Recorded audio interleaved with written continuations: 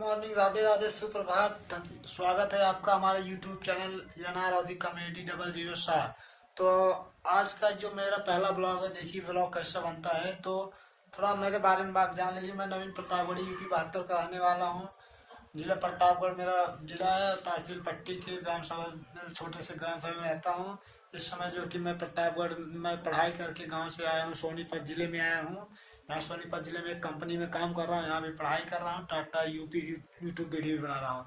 बस मेरा इतना सा छोटा सा बड़ा डाटा है। फिर अब ब्लॉग के लिए मैं आप बराबर आप मिलते रहिए। बस बाय। तो हेलो गाइस, मेरा फर्स्ट ब्लॉग आप लोग को कैसा लगा कमेंट करें, जरूर बताएं। और वीडियो को लाइक कर दें, चैनल पे पहली बार सब्सक्राइब कर दें। मिलते हैं अगले ब्लॉग के लिए, तब तक के लिए धन्यवाद।